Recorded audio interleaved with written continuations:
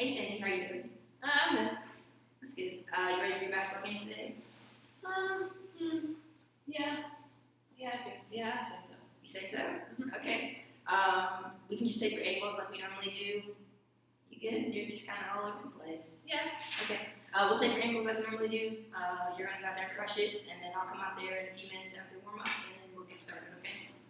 Okay. All right, good luck. Thanks. All right. Good game, Sandy. Thanks. Freaking awesome. How do you feel you did today? Pretty good. I'd say I made some shots and stuff. That was good. But I don't know. Like there was people in the crowd that were kind of grabbing my attention. So I guess I wasn't as focused as I should have been. Yeah. Yeah. I thought the game went well. I was going to ask you though, like you seemed kind of out of it, like you just weren't yourself, and I just wanted to make sure everything was okay. I don't know. It seems like lately I can't really concentrate. I mean, even just like sitting in class or like during games and there's lots of people around, I want to focus, but it's like there's just something going on and I gotta see what it is. Okay. How do you think classes are going? Okay. I mean, my grades probably aren't very good right now, but it's whatever. Okay. Well, luckily we're only halfway through the semester, so you've got time to turn your grades around. But if you have any problems, you know that you can always come to me and just kind of figure things out and see what we can do for you. Okay? What's that? With what? That thing. That's my hamster. Oh. But he's technically not supposed to be here. Oh. Yeah. Sorry, what were you saying? Yeah. If you have problems, okay, you know that you can always come talk to me. If you feel things are getting out of control or classes aren't going well, same. Yeah. Good? Right, you hear what I'm saying? Okay. If classes aren't going well, or things aren't going how you want on the basketball court, or you feel like this kind of thing is getting worse with the attention, then you can reach out to me and just kind of go from there. Okay? Okay. All right. Have a good night. Thanks.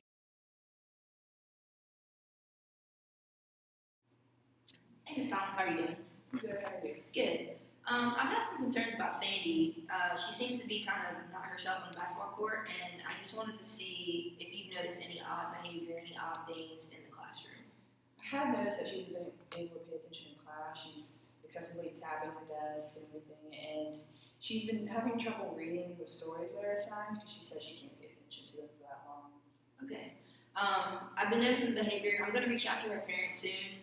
I'm not quite sure what it could be. I just know that it's out of the norm for her, and I just want to see, if this is going on in the classroom, which she said that it is, if this is going on at home, so we can kind of pinpoint where we should go in a referral process and things like that. Any other things outside of the classroom, like is she disruptive behavior? How is she with her classmates? How are her grades looking? Her grades have gone down, and that isn't characteristic of her because usually she's a very good student and she's been having trouble keeping her grades up lately. Okay. All right. I'll look into it a little bit more, and I'll reach out to you if I have any more questions. Okay, All right. Thank you.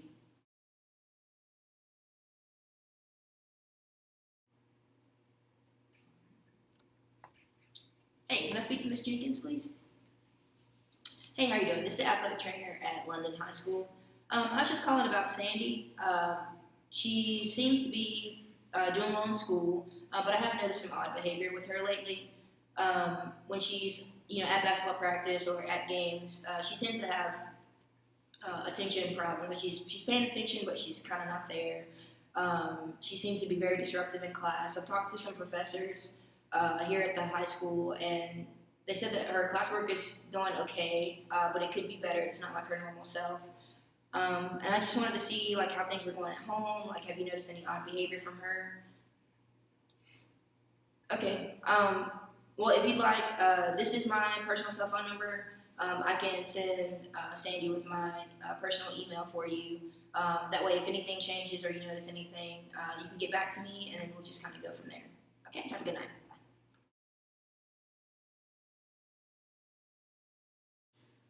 All right, Miss Jones, how are you doing? I'm good, how are you? Good. I spoke to Miss Collins about Sadie and her schoolwork, and I noticed some odd behavior with her at basketball practice and during games. She's been very inattentive. very just hyperactive and things like that. And I just wanted to get your input on where I should go. I know that I'm at high school. I'm dealing with a minor. I talked to her mom. She's got the same issues kind of going on at home, and I just wanted to know what the next steps would be as far as, should I send her to you and then the referral process from there. I recommend sending her to this mental health group. Usually when we have behavioral problems, we send students there, and we've had a lot of success with them, and I really trust them. Okay. So I recommend talking to your mom about that and sending her here. Okay. All right. Thank you.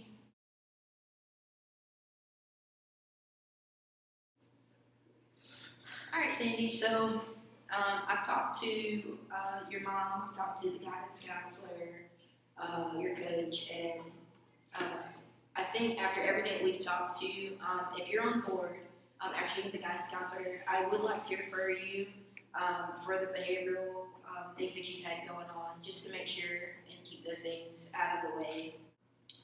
Yeah, so I talked to your mom. Your mom's on board. She's on the same page with me about just kind of referring you to our guidance counselor. And I think just from there, they gave me some great information. The group that they said, athletes too, your mom can join you as well. Very open, informative. They're very approachable, and I think that they'll help. I think they can kind of get a wrap on, what we've been talking about here at school. I'm trying to get you, back on track with your grades, with, your attention, and just kind of getting back into your old swing of things. So if you're on board with that, I can send you the information that the guidance counselor gave me, and then we'll go from there. I just have some questions. Okay. So, if I go to this, is it like going to a shrink? No. So this place, they're very good about making it not seem like you're going to a shrink. I know a lot of people associate that with crazy people or whatever the case may be, and it's nothing like that. It'll just kind of be like what we're doing right now, just a conversation. They're very hands-on, and they'll just kind of take the approach of helping you from a school standpoint and things like that, and helping you in any way that you can. The more the information that you give them, the better, and then they'll just kind of work their magic over there and see how things go.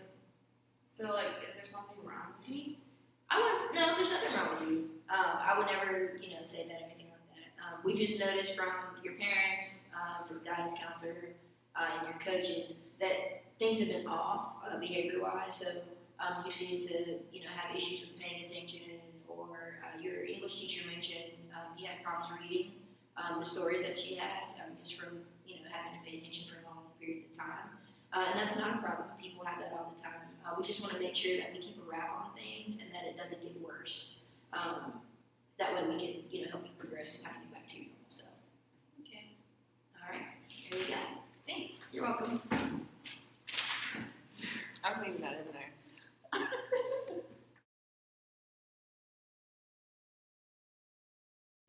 Now that we've seen my terrible acting in my video, let's get down to some business. So psychological disorders are just as serious as an orthopedic injury or eating disorder, and we should treat them both as such. As an athletic trainer, keep in mind a few things that we're going to do with the referral process and different situations that we're going to come across. For starters, we have to remember that, these athletes they're not just athletes. That's not the only thing that makes up their identity. They're humans first, they're students second, and then they're athletes third. Okay, so we have to keep that kind of motto into consideration when we're talking to our athletes, and just make sure that we are understanding when they come to us with a situation, or if we have to approach them about a situation.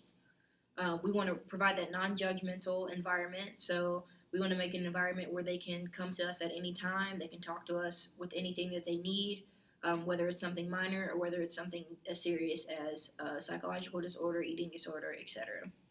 So looking into some of the things that we talked about with the mental health referral, there is an action plan by Mental Health First Aid, which is, they call it the Adhd method. So first we're going to assess for risk of suicide or harm. So we just want to make sure that they're not trying to take their life or anything like that. Make sure that this situation has not gotten to that point.